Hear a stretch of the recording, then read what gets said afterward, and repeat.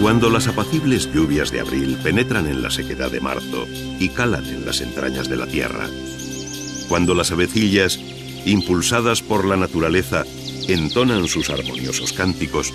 ha llegado el momento tan anhelado por la gente para emprender peregrinaciones y visitar remotos países y célebres santuarios. Así comienza Geoffrey Chaucer sus famosos cuentos de Canterbury, una de las narraciones más conocidas del siglo XIV, que recoge los relatos que, para hacer más llevadero el camino, se contaban los peregrinos unos a otros.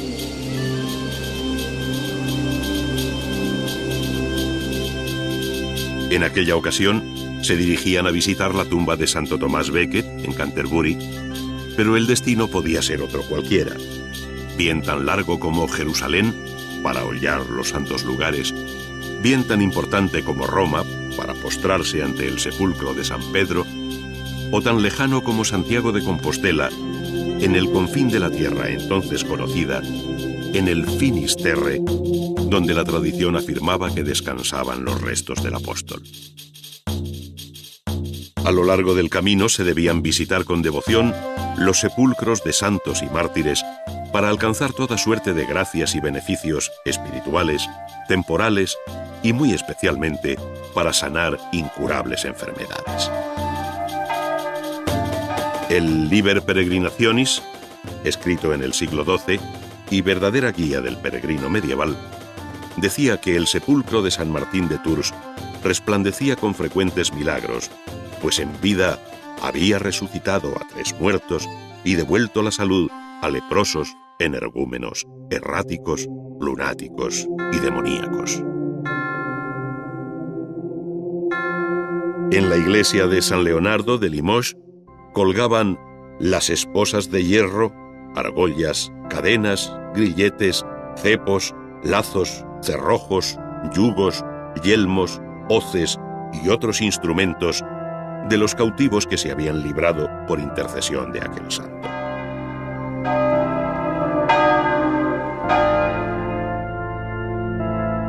De este modo, sepulcros y reliquias como la cabeza de San Juan Bautista en Angely, el cuchillo que se utilizó en la Última Cena en Orleans, o la túnica que la Virgen llevaba el día del nacimiento de Jesús, venerada en la Catedral de Chartres, movieron a numerosos grupos de creyentes hasta conformar una tupida red de caminos por los que discurrió no solo la fe, sino la cultura medieval toda.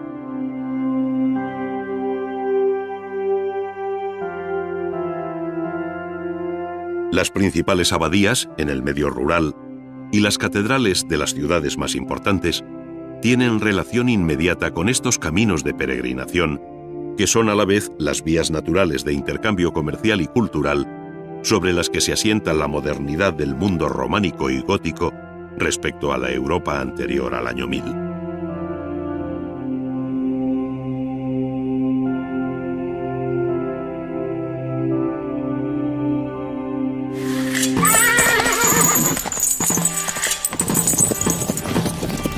Pero no todo fue piadosa religiosidad,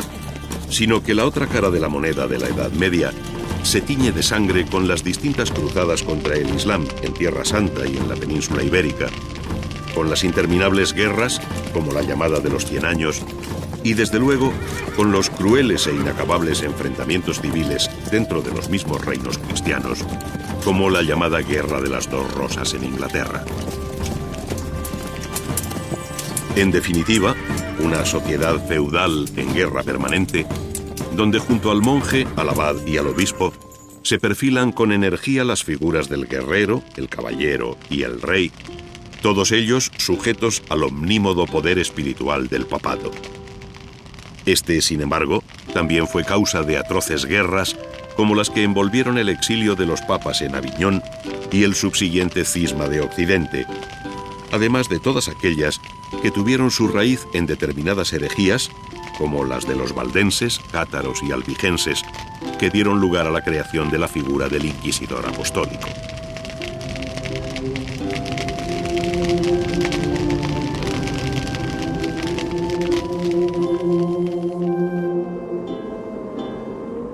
Como contrapunto, Aquella fue también la Europa de las universidades, que vio sustituir las antiguas escuelas catedralicias por las nuevas instituciones universitarias como las de París, Bolonia, Oxford, Coimbra, Salamanca y Heidelberg, entre otras. Fue la Europa de la Suma Teológica de Santo Tomás de Aquino y de la Divina Comedia del Dante, de las lenguas romances, de los trovadores, de los viajes de Marco Polo, del renacimiento de las ciudades y de la formación de todo un arte medieval cuya fuerza y diversidad son reflejo fiel de una Europa pujante en proceso de formación.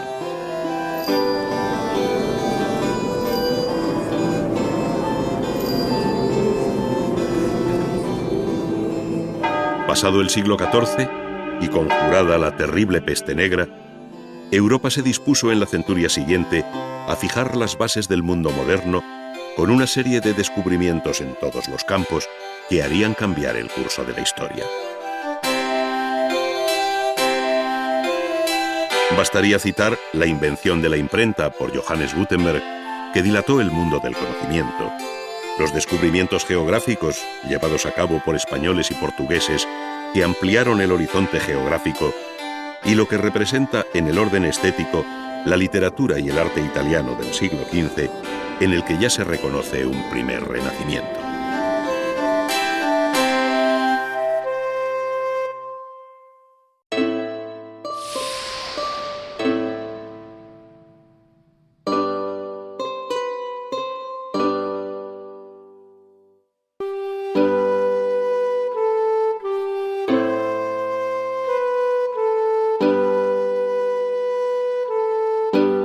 Dentro de la herencia medieval, la arquitectura ocupa un lugar de excepción, pues ella resume de modo muy explícito los dos grandes períodos de la cultura europea entre el año 1000 y el final del siglo XV, es decir, el mundo románico y el largo período gótico.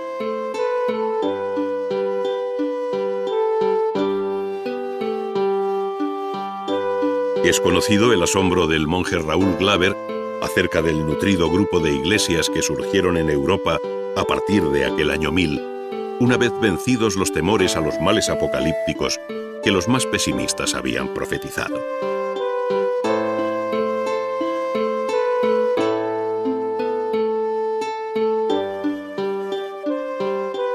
El nuevo milenio pudo contemplar así un amanecer arquitectónico teñido de optimismo que se tradujo en una actividad constructiva verdaderamente sorprendente y muy en especial en el ámbito religioso, dentro del que siempre destacará la personalidad de la arquitectura monástica como cuadro natural de la vida cenobítica de cada una de las grandes órdenes religiosas.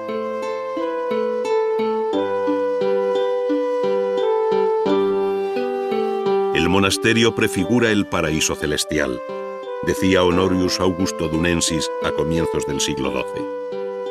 Pero no se puede perder de vista lo que la organización monástica significó también en el desarrollo material, económico y cultural de Europa.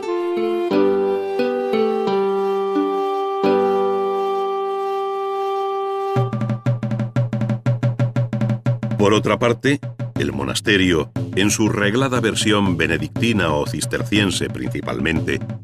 representó para la arquitectura románica lo que la catedral para la arquitectura gótica,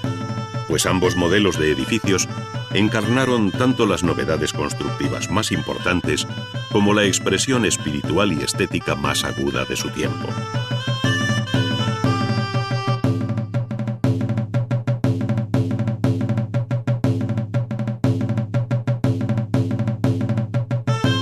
La organización monástica sujeta a una regla,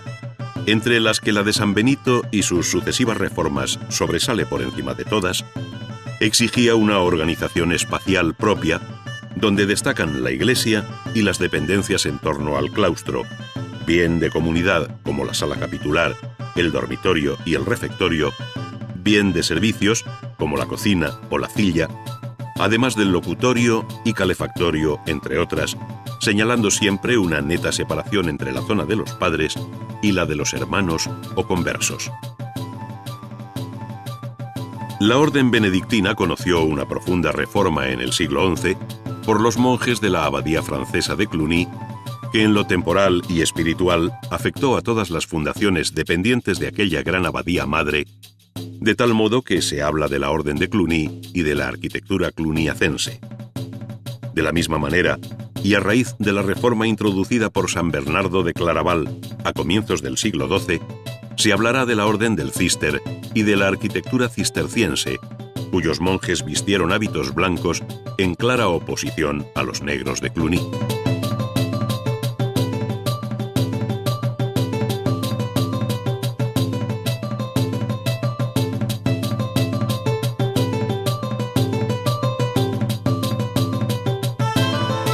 Los monasterios, de una y otra orden, buscaron siempre lugares alejados de las ciudades, en un terreno fértil y con abundante agua para el cultivo de sus tierras, llegando a generar en torno a ellos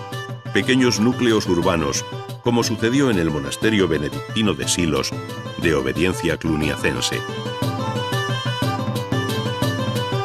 Santo Domingo fue abad del monasterio desde 1040 hasta su fallecimiento, haciendo de este caído cenobio un modelo ejemplar de lo que significa el monasterio benedictino, donde la iglesia, claustro y biblioteca constituirán uno de los apoyos más sólidos de la cultura medieval en Castilla, convirtiéndose al mismo tiempo en un centro de peregrinación, dada la ejemplar vida de su santo abad. La iglesia conoció sucesivas reformas y ampliaciones hasta su sustitución en el siglo XVIII por la actual, pero en cambio permaneció intacto su extraordinario claustro, en el que tanto la arquitectura como la escultura de sus capiteles y relieves interiores representan una de las cotas más altas a las que llegó la plástica románica.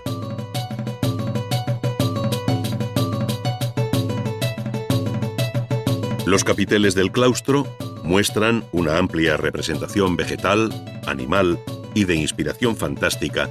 en ocasiones tomada de los bestiarios,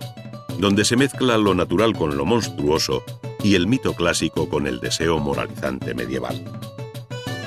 Lo prodigioso de estas series es el modo de adaptar aquella difícil iconografía, cuyo simbolismo no siempre resulta fácil de desentrañar, a la superficie de los capiteles, demostrando sus anónimos autores una maestría que no tiene antecedentes en la escultura románica europea. Arpías, grifos, ciervos, leones y aves se ajustan a los capiteles con una naturalidad sorprendente, enredándose unas veces en tallos que paralizan a los animales, mientras en otras luchan entre sí, guardando todas las composiciones una rigurosa distribución axial de equilibrio clásico.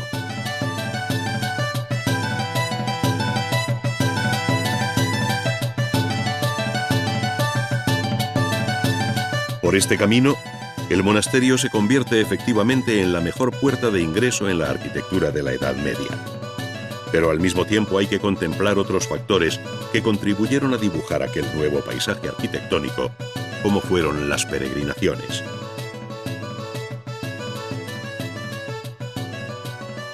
Estas y sus caminos representan el riego sanguíneo que dio vida a este verdadero renacimiento arquitectónico, que no solo impulsó la arquitectura religiosa, sino también la civil y militar.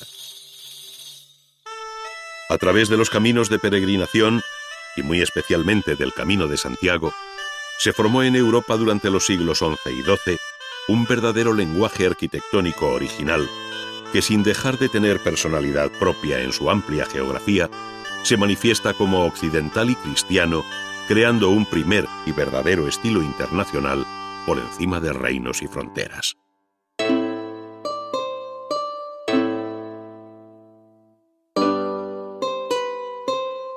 Se perfila incluso un modelo de iglesia, llamada de peregrinación por el modo de organizar el espacio en su interior, con una girola o nave que rodea el presbiterio, uniendo las naves laterales del templo para las procesiones y facilitar el acercamiento de los peregrinos a las santas reliquias y entierros, a la vez que se abre una galería o triforio a la nave central por encima de las propias naves laterales.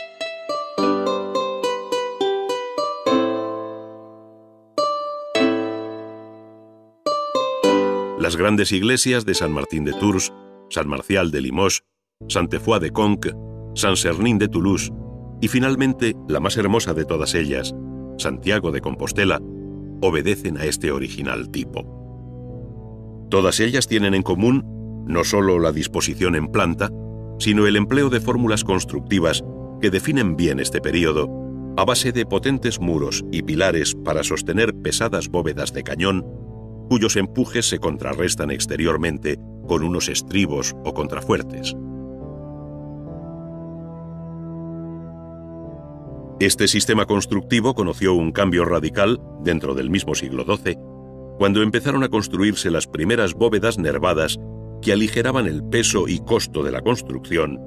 haciendo a la arquitectura más sabia y refinada. Se podía construir con más seguridad, se podía alcanzar mayor altura, sus interiores eran más luminosos, es decir, toda una serie de ventajas tales que hizo posible que Francia, entre los siglos XII y XIII, levantara las catedrales de Laon, París, Chartres, Reims y Amiens, entre otras.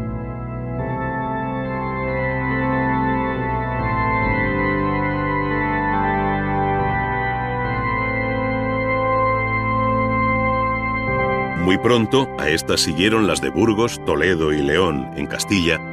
mientras que se iniciaba la de Colonia y se construía la de Estrasburgo en tierras germánicas, o las de Lincoln y Salisbury en Inglaterra, y así un largo etcétera, hasta constituir la que se ha llamado Europa de las catedrales, que en un proceso imparable alcanzará el siglo XV con la mayor de las catedrales góticas construidas, como fue la de Sevilla.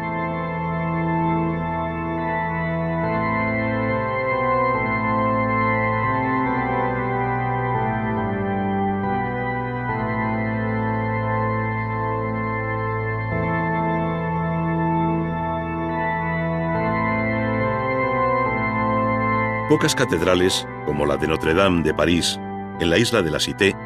resumen aquel esfuerzo constructivo, aquella inventiva, aquel sentido monumental de la arquitectura que se advierte en la propia fachada con dos potentes torres, triple portal, galería de reyes y rosetón, que constituyen los elementos formales más característicos de la fachada de la catedral gótica.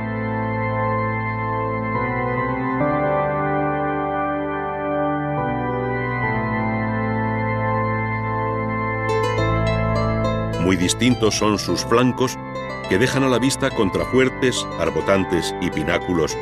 con mucho de compleja arboladura marinera, y que no son sino los elementos que permiten la limpieza interior de sus naves, cuyos empujes recogen todos estos elementos exteriores.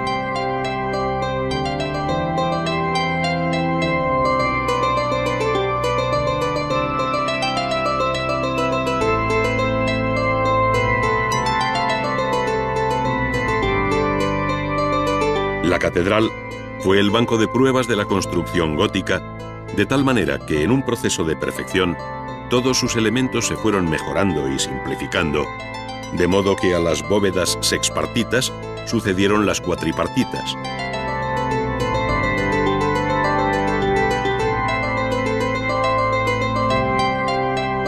Los pilares fueron cada vez más esbeltos, las naves ganaron altura, las fachadas se enriquecieron y en un proceso de transformación, el gótico avanzó hasta finales del siglo XV en una línea de cierto barroquismo estructural y decorativo.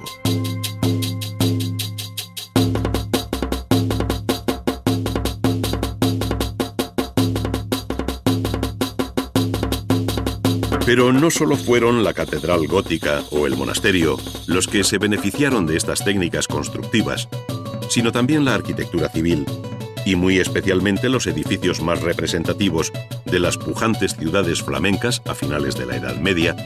como los ayuntamientos y lonjas de Lovaina, Bruselas y Brujas, o los ayuntamientos de ciudades del sur, como el de Siena.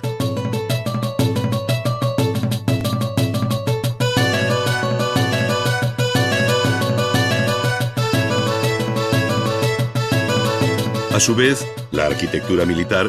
por su propia naturaleza, no podía participar de la frágil delicadeza de la arquitectura religiosa,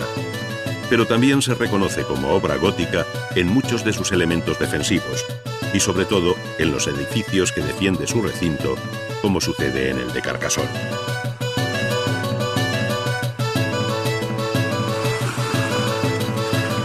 En ocasiones, y en un claro adiós al mundo medieval, en el borde occidental de Europa, mirando de frente al océano Atlántico, cuando éste ya había dejado de ser el mar tenebroso y sin fin, la Torre de Belém, cerca de Lisboa, ofrece su cuidado atuendo militar en este mitad castillo, mitad barco de piedra gótico.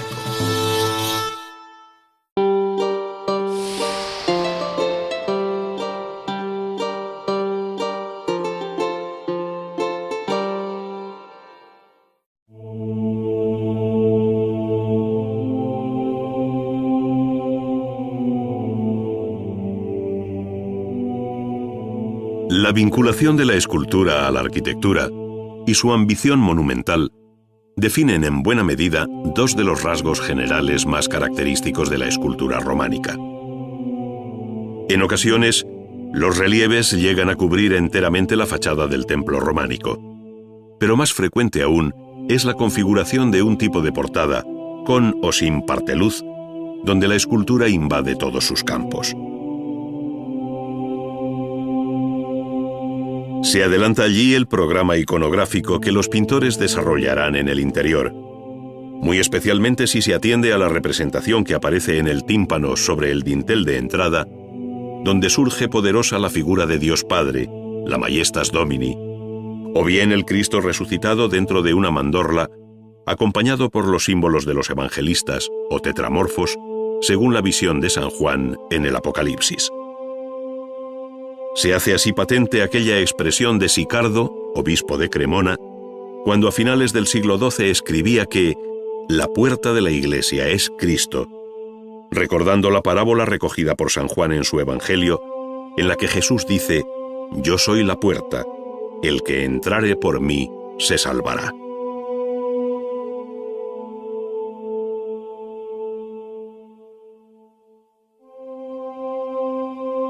Pero no solo los tímpanos, sino que por encima de las arquivoltas se fueron acomodando relieves, al tiempo que se enriquecían los paños murales inmediatos con esculturas y motivos ornamentales que ponen en evidencia el inicial influjo de la miniatura y del trabajo en marfil en aquellos primeros escultores del siglo XI.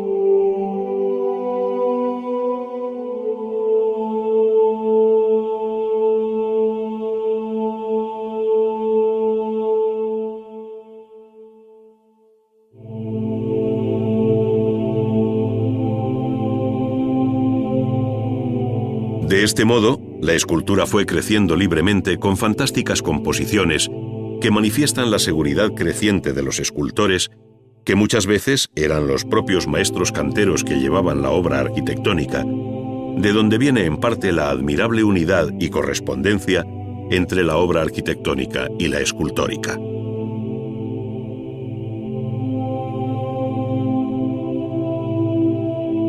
No hay duda de que estas ricas portadas de iglesias, abadías y catedrales, como manifestación externa de la casa de Dios, fueron el punto culminante del templo al que con más cuidado y gasto se atendió, bien bajo una rica ordenación columnaria,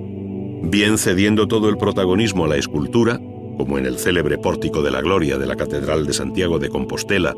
obra del maestro Mateo. Esta obra, terminada en 1188, representa una de las páginas más extraordinarias de la escultura románica, donde las figuras de apóstoles y profetas parecen iniciar una conversación entre ellos, con tal naturalidad en los gestos y actitudes que dejan muy atrás el hieratismo de las estatuas columnas del maestro del Pórtico Real de Chartres.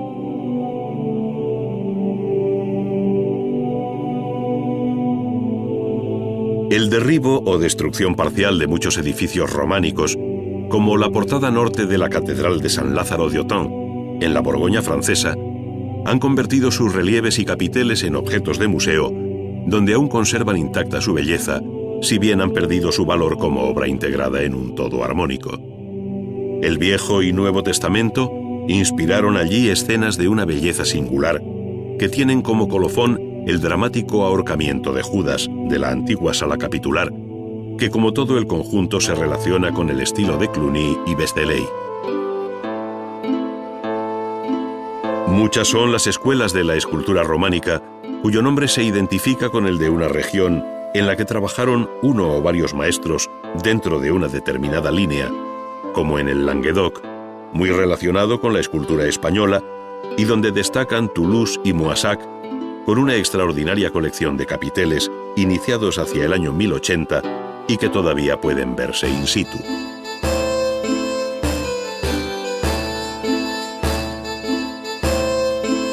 Algo análogo sucede en la abadía benedictina de Silos, cuyos capiteles del claustro, algo más tardíos que los de Moissac, muestran un mundo de imaginación sin límites, donde sirenas, pájaros y laberínticos tallos encierran otras figuras menores. Contra este tipo de imágenes se mostró muy crítico San Bernardo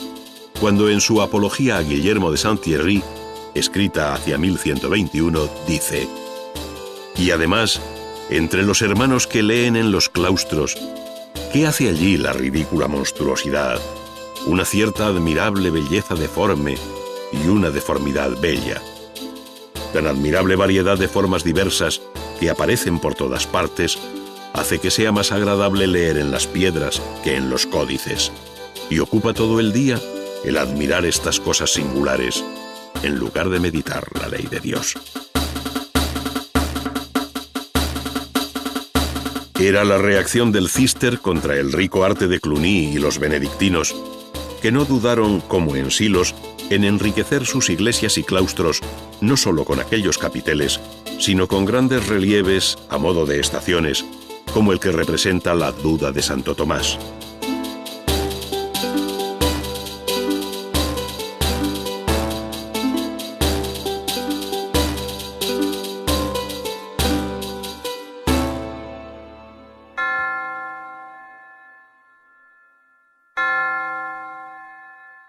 La mayor parte de la escultura románica es obra anónima, salvo en casos excepcionales, como el del escultor y arquitecto Benedetto Antelami, que hizo y puso su nombre en el conocido relieve del descendimiento de la Catedral de Parma, fechado en 1178. A él y a sus discípulos se deben la cátedra episcopal de la misma catedral, así como la deliciosa serie de altorrelieves representando los meses del año en el baptisterio de Parma, cuyo estilo se difundió por todo el norte de Italia.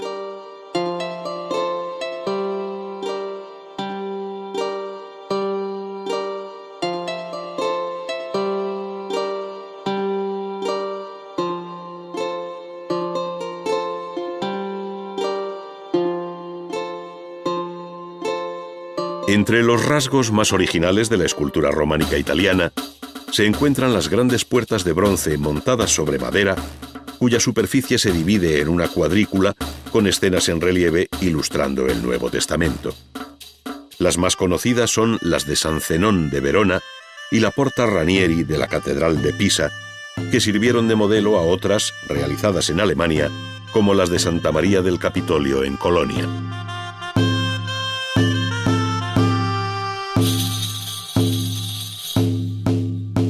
La escultura gótica, a partir del siglo XIII, siguió estando vinculada a la arquitectura, pero fue abandonando paulatinamente los temas propios de la anterior etapa románica, al tiempo que fue ganando realismo e independencia respecto al soporte arquitectónico. Pocas obras tan expresivas de esta autonomía y afirmación de un concepto plenamente escultórico como las figuras de la portada principal de la Catedral de Reims,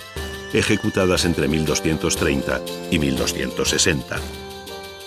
Quedan ya muy atrás los recuerdos de las estatuas columnas, y aunque situadas en un lugar análogo, las figuras tienen vida propia, pudiendo observarse la intervención de diferentes manos. Así, mientras el grupo de la Visitación muestra en las actitudes, rostros y sobre todo en el estudio minucioso de los ropajes un cierto espíritu antiguo, de aplomo clásico, el autor o taller que hizo el grupo de la Anunciación se muestra más tradicional en la figura de la Virgen y plenamente gótico en el sonriente arcángel, cuyo ademán y expresión son muy característicos de la escuela de Reims. La influencia de la escultura francesa en Europa fue decisiva en el siglo XIII, siendo los países germánicos y España donde mejor se puede seguir su rastro. Las catedrales de Naumburgo y Bamberg cuentan con una excepcional serie de esculturas que, al tiempo que denotan la influencia de los talleres franceses, ponen de manifiesto rasgos propios, bien en el plano realista, bien en una línea de idealismo y belleza difícil de superar, unida a una técnica que recuerda la de los paños mojados de la antigüedad.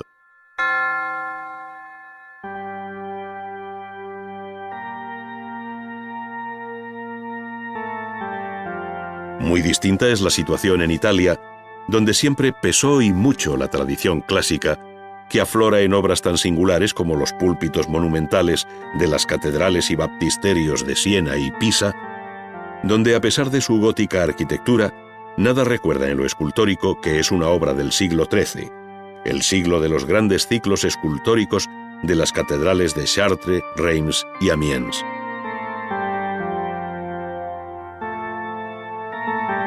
En efecto, sus relieves, basados en obras romanas que los autores tuvieron a la vista,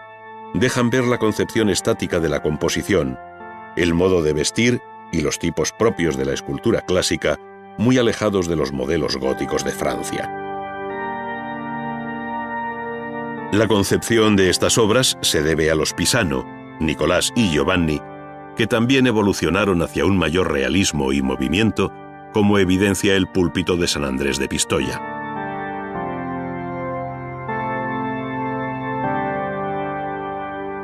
Arquitectura y escultura siguieron dándose la mano en sepulcros reales, como el de Eduardo II de Inglaterra, en el presbiterio de la Catedral de Gloucester, donde la figura yacente del monarca, realizada en alabastro, descansa bajo una calada composición arquitectónica del siglo XIV.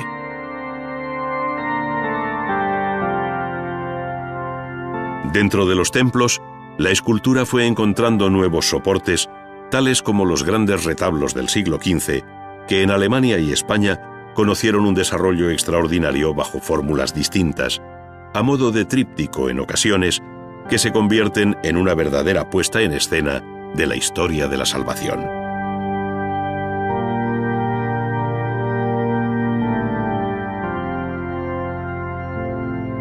Si hubiera que escoger una obra representativa para cerrar el capítulo de la escultura gótica,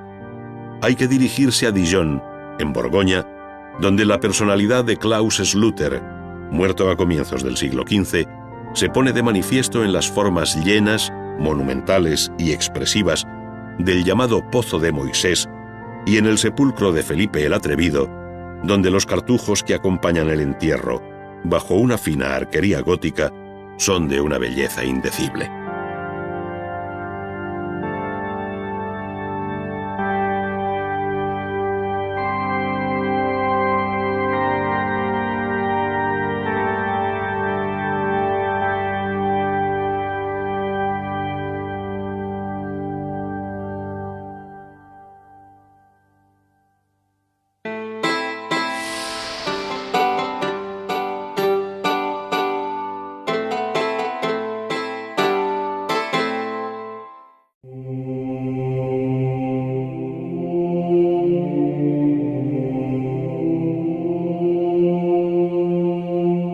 Después del año 1000, la pintura vivió un verdadero renacimiento,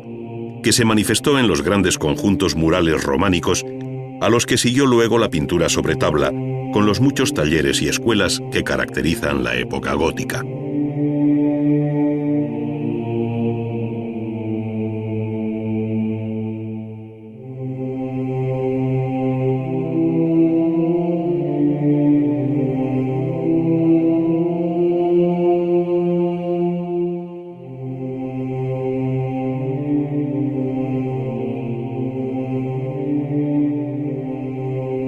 Entre los siglos XI y XII, las iglesias románicas vistieron sus muros y bóvedas con un mundo de color e imágenes que transformaron el carácter interior del templo, imitando en ello los modelos y el cromatismo de los mosaicos de la arquitectura religiosa bizantina.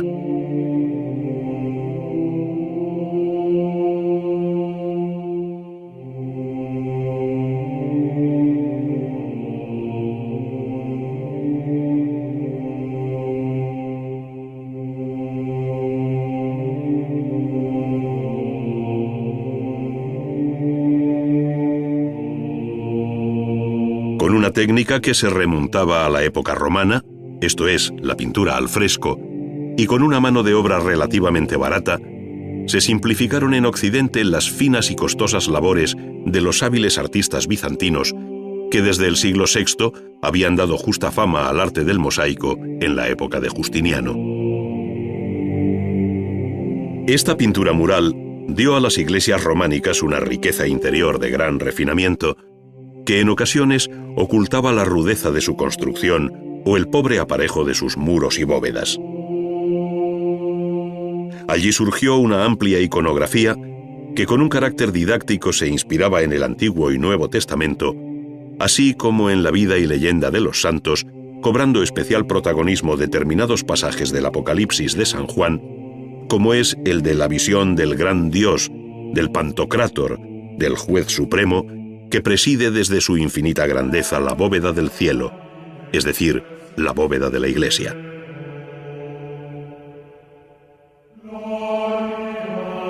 Al instante, escribe San Juan, fui arrebatado en espíritu y vi un trono colocado en medio del cielo, y sobre el trono uno sentado. El que estaba sentado parecía semejante a la piedra de jaspe y a la sardónice, y el arco iris que rodeaba el trono parecía semejante a una esmeralda.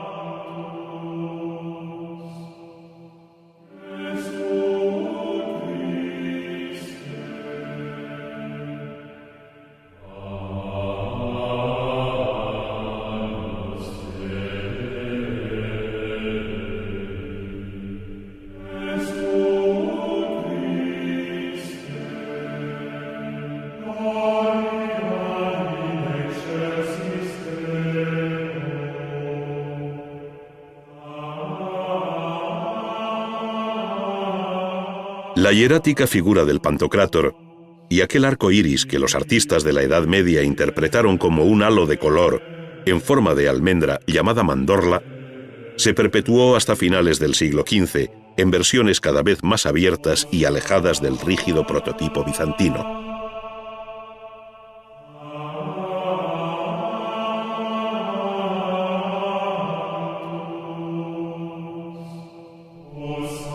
Una de sus últimas y más completas versiones se encuentra en el célebre tríptico del Juicio Final del pintor flamenco Hans Memling, en el que el Pantocrátor apocalíptico se ha convertido en el Hijo del Hombre, el Cristo resucitado del Evangelio de San Mateo, que mostrando las llagas separa el día del juicio a los bienaventurados de los réprobos. Para estos, la espada de doble filo que sale de su boca condenándolos al fuego eterno. Para aquellos, la rama de lirio con la que les invita a participar en el reino de Dios.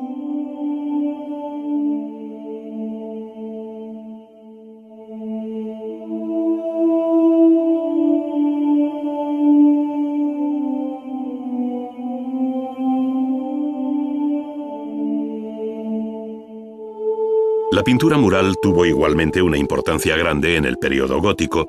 y muy especialmente en Italia, donde destaca por encima de todos los pintores de su tiempo Giotto di Bondone, el artista florentino exaltado por Dante en la Divina Comedia.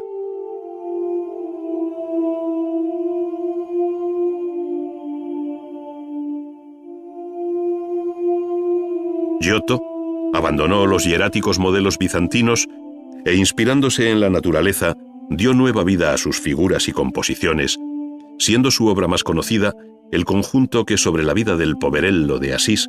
pintó al fresco en la iglesia de San Francisco de esta ciudad italiana y que luego ampliarían otros pintores.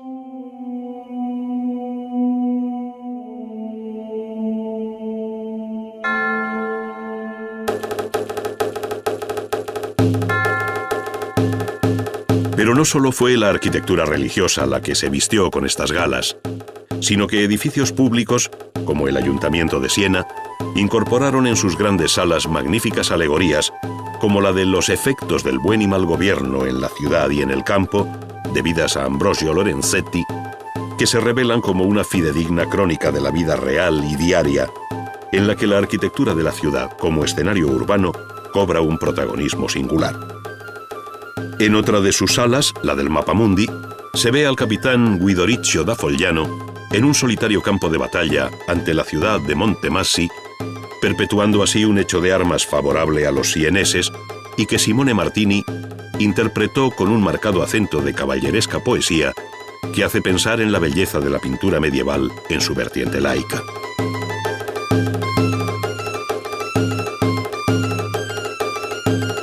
Todos estos maestros dominaron también la técnica del temple sobre tabla, con el que abordaron temas muy diversos, entre los que no podía faltar el de la Virgen con el Niño,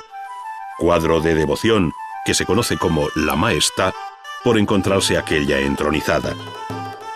Sus distintas versiones muestran los rasgos que unen o separan a Giotto de Duccio y a este de Simone Martini, con el interés añadido de que los tres pintores hicieron esta obra por los mismos años, a comienzos del siglo XIV.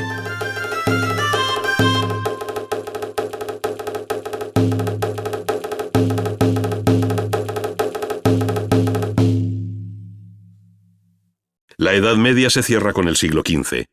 y mientras Italia había iniciado su particular aventura hacia el redescubrimiento del mundo clásico, sentando las bases del Renacimiento, la pintura del resto de Europa vivió bajo el hechizo e influencia de la pintura flamenca, que cuenta con una larga nómina de artistas, como los Van Eyck, maestro de Flemalle, Van der Weyden, Memling y Bouts, entre otros, a los que se conoce genéricamente como los primitivos flamencos, si bien su arte nada tiene de primitivo, sino muy al contrario, es de un refinamiento exquisito, de tal manera que representa una de las páginas más brillantes y de mayor personalidad de la historia universal del arte.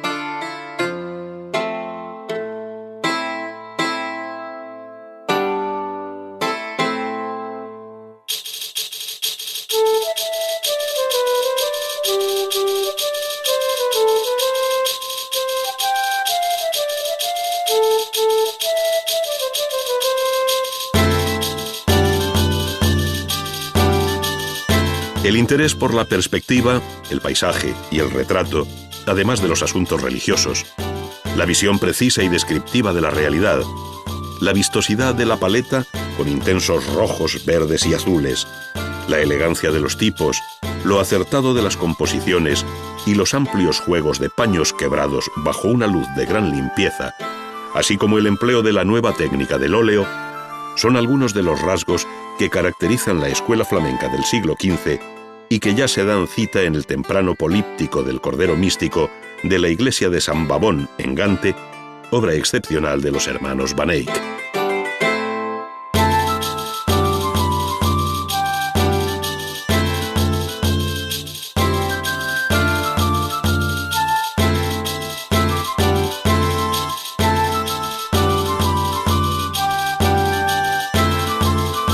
La pintura flamenca tuvo un influjo decisivo en la pintura europea del siglo XV, a excepción de Italia, imitando sus composiciones, tipos, actitudes y colores, y compartiendo todos un realismo dominante, detrás del que se descubre la personalidad del pintor español, francés, portugués o alemán.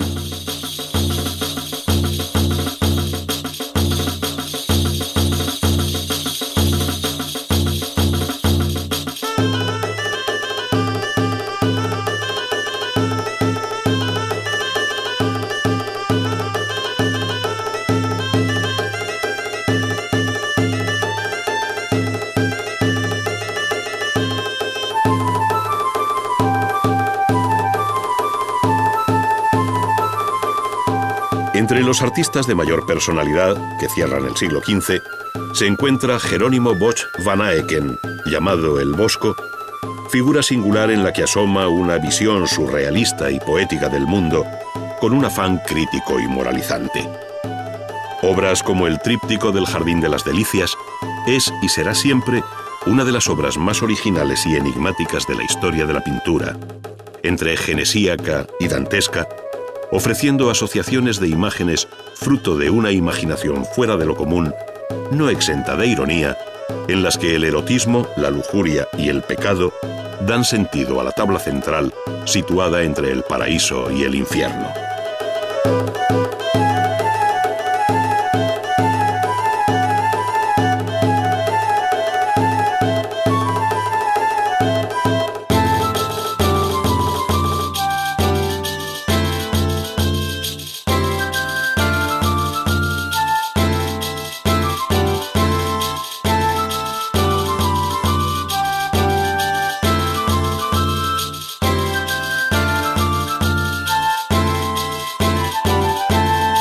La personal visión del Bosco se pone de manifiesto en la concepción misma de la obra, como sucede en La Mesa de los Pecados Capitales, cuyo disco central, con las debilidades del hombre, gira entre la vida y la muerte, entre la salvación o el fuego eterno, en una imagen terminal de la Edad Media.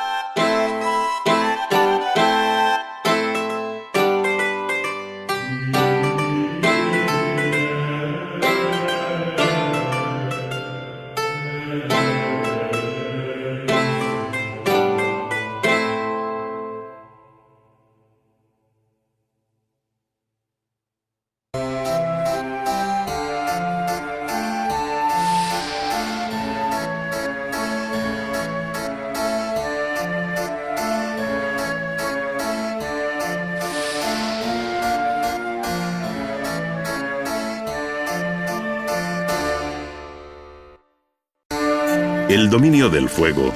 y la observación del comportamiento de materiales como las silíceas arenas de río, el calcio y la sosa, que al calor de una elevada temperatura llegan a fundirse, permitieron al hombre desde muy antiguo la fabricación del vidrio. Plinio, en su Historia Natural, sitúa el casual hallazgo en Fenicia, lo cual indica que aquel pueblo conocía la técnica del vidrio aprendida en su relación comercial con Egipto.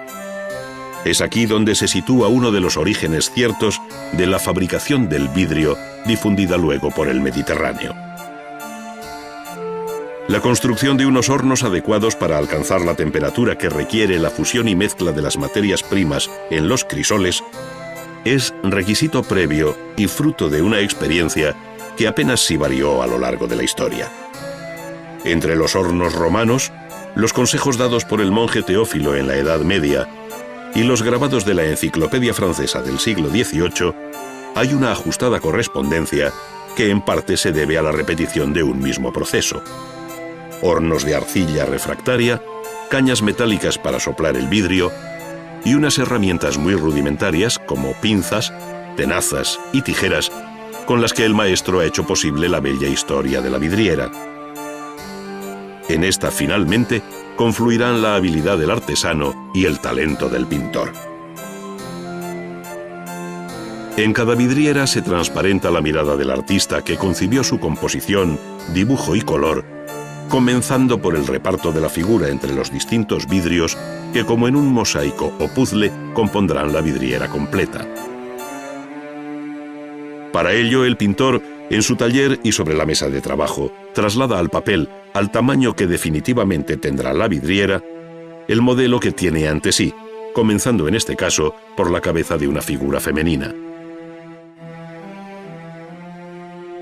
Después de encajarla, se refuerza el dibujo en sus líneas de contorno e interiores que servirán de base a todo el trabajo posterior, iniciando igualmente el modelado del rostro.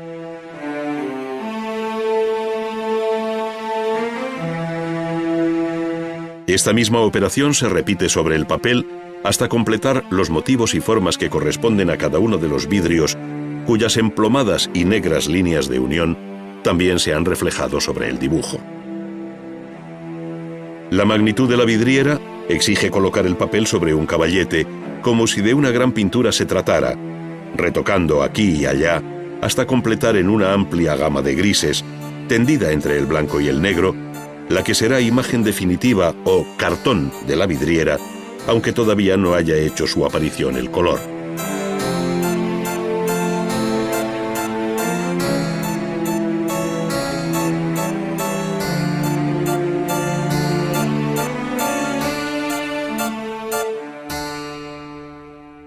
Al día siguiente, al amanecer, y frente a la limpia luz que invade de nuevo el taller,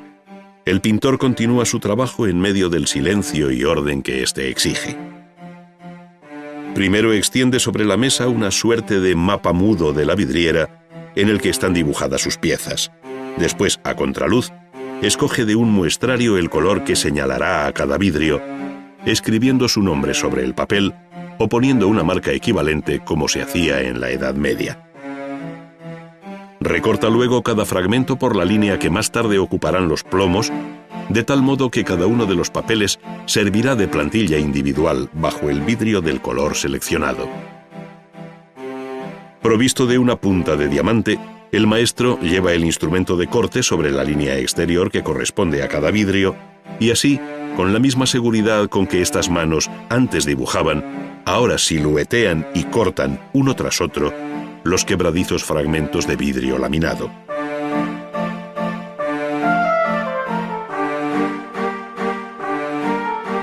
Frente al carácter mecánico y artesanal del paso anterior, el pintor vidriero inicia ahora un proceso rigurosamente artístico, como es la fijación de la composición sobre el vidrio. Es, en definitiva, el comienzo de la pintura verdaderamente dicha sobre el soporte que le es propio, el vidrio, y por un método igualmente singular, esto es, por transparencia, dejando en positivo la base lineal del dibujo del cartón. Para ello, cada maestro utiliza su propia técnica con mucho de escondida receta, de modo que tras calcar el cartón y cubrir la superficie del vidrio con una sustancia negra adherente, comienza a marcar los campos de los que va a eliminar el oscuro fondo con pinceles de corto y duro pelo. Da la impresión de que el pincel se dispusiera a dibujar de nuevo, pero lo que realmente está haciendo es rascar la superficie para dejar en negro las sutiles líneas del dibujo final. El modo de asegurar la permanencia del dibujo sobre el vidrio es someterlo a la cocción en un horno que ya no tiene las dificultades del antiguo horno de leña. Con un potente horno eléctrico que permite alcanzar la temperatura deseada, se garantiza sin esfuerzo y con limpieza la vitrificación del dibujo, que al enfriarse ya se ha hecho solidario con el vidrio.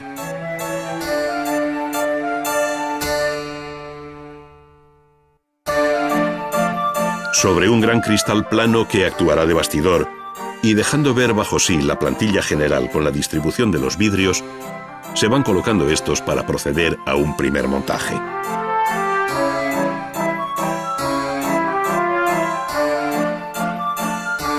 Con una pasta líquida y caliente que al enfriarse se endurece,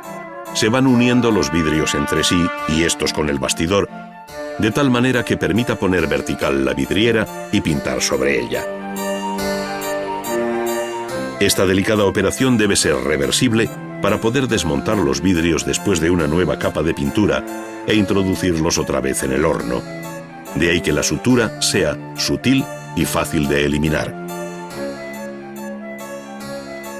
Suprimidas las rebabas, el plano queda preparado para que el pintor comience a trabajar. Para esto coloca previamente el frágil pero pesado bastidor sobre un caballete vertical, como si fuera una tabla o lienzo, teniendo a la vista el cartón, que es del mismo tamaño. Sin embargo, en este punto hay que recordar que el pintor vidriero no trabaja sobre un plano opaco, como la tela o la madera, sino traslúcido, por lo que es aconsejable contar con una luz posterior para mejor medir los efectos finales por transparencia.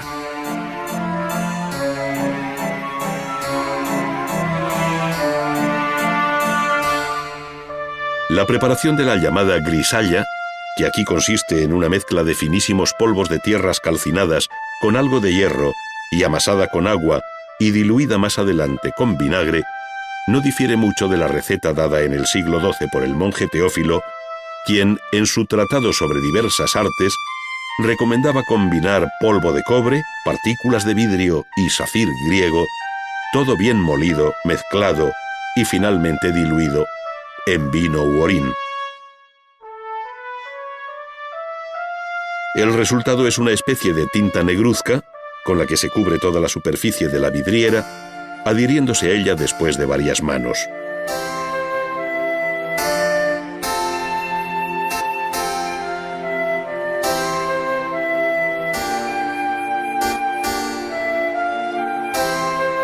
Una vez seca y uniformemente repartida, deja sobre el vidrio una capa grisácea y mate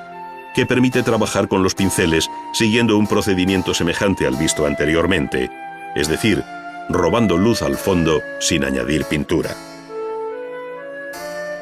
Así, paradójicamente, con la grisalla puede decirse que el pintor pinta sin paleta, al tiempo que utiliza una amplia serie de pinceles con los que perfila, modela las formas y matiza el color, pero a base siempre de rebajar los fondos o de mantener la grisalla.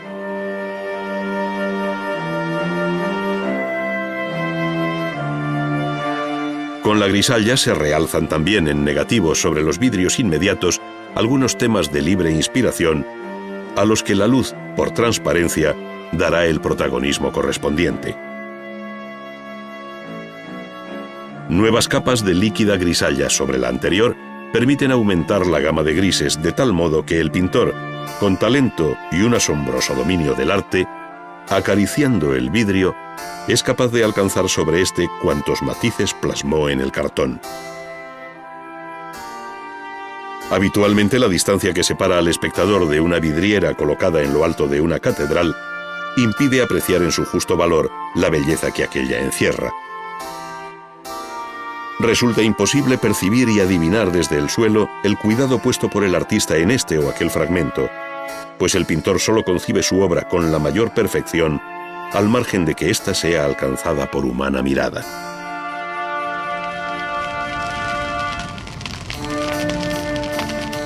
Las operaciones vistas hasta ahora se han hecho por una cara del vidrio, esto es, por la que mira hacia el interior del edificio donde la vidriera estará siempre más protegida. Pero lo normal es que también se hagan retoques por la cara exterior, añadiendo así nuevos matices. Para ello se invierten los vidrios y se trabaja sobre la segunda cara, observando la aplicación del amarillo de plata, una mezcla de ocre amarillo y sulfuro de plata que revolucionó el arte del color en la vidriera a partir del siglo XIV. Con este paso, la composición cromática se hizo independiente del color que el vidrio lleva en su masa, al tiempo que el maestro vidriero se afirmaba definitivamente como pintor.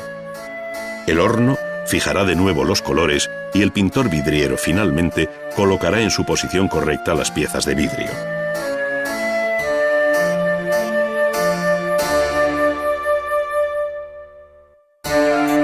Los muchos oficios que en el arte de la vidriera se juntan obligan a volver de nuevo al fuego, esta vez para fundir el plomo que se requiere como elemento de unión de lo que hasta ahora no es sino una serie invertebrada de vidrios sueltos. En unos recipientes apropiados y después de un proceso en el que se han ido separando las impurezas que le restan maleabilidad, el plomo se mantiene en estado líquido. Con unos cazos, los ayudantes del taller vierten el plomo en ingeniosos moldes ideados expresamente para este fin, de modo que al enfriarse y desmoldar queden unos lingotes que luego conocerán un proceso de sucesivo refinamiento hasta dar con la sección y perfil deseados.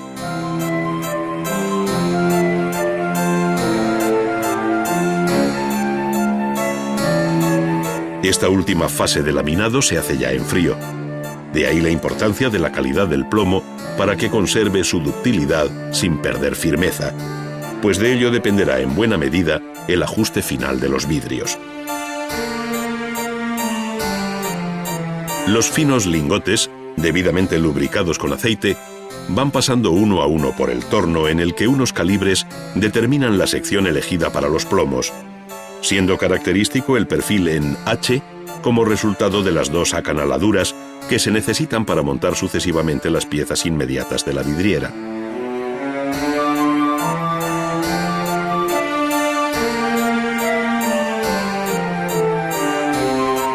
El emplomado de los vidrios es tarea paciente que el maestro deja en manos de los más jóvenes ayudantes,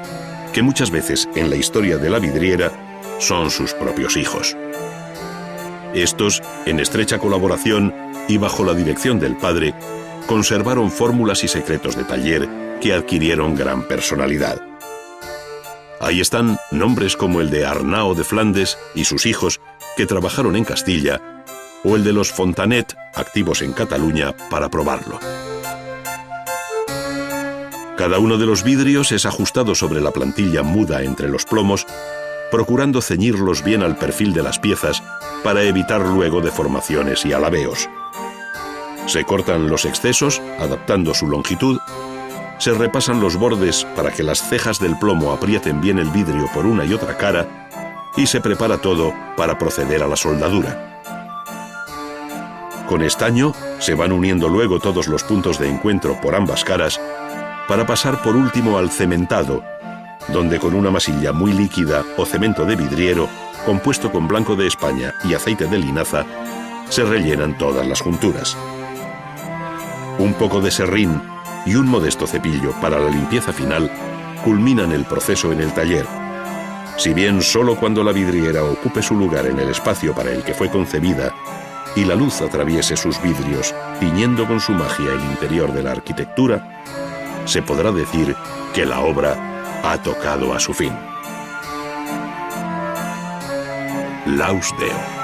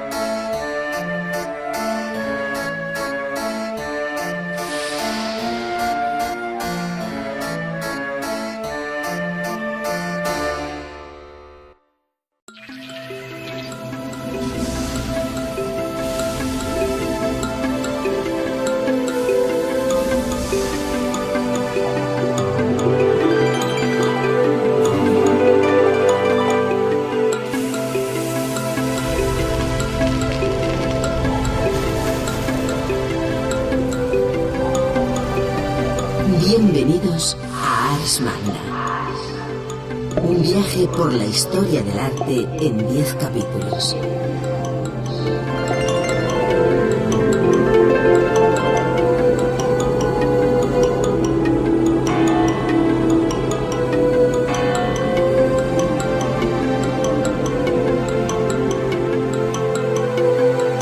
A través de sus contenidos podrán recorrer la evolución de las diferentes disciplinas artísticas, conocer el arte producido en los 5 continentes y descubrir las técnicas empleadas por pintores,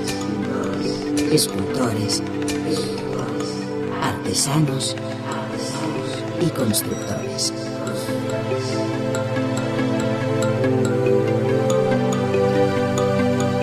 Disponen de 2 opciones de navegación: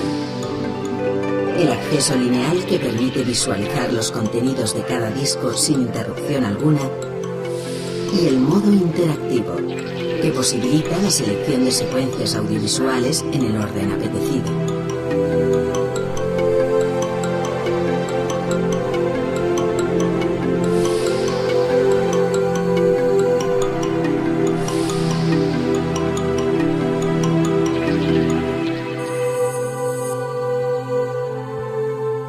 Sumando a distancia les permitirá recorrer y seleccionar las opciones dispuestas en los distintos menús.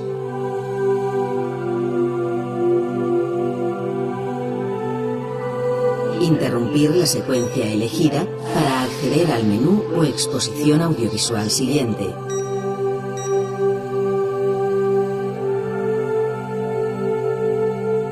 Cambiar el idioma de consulta sin interrumpir la seqüència en curso.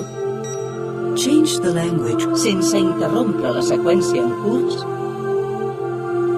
Y manejar su lector DVD como cualquier aparato de vídeo doméstico.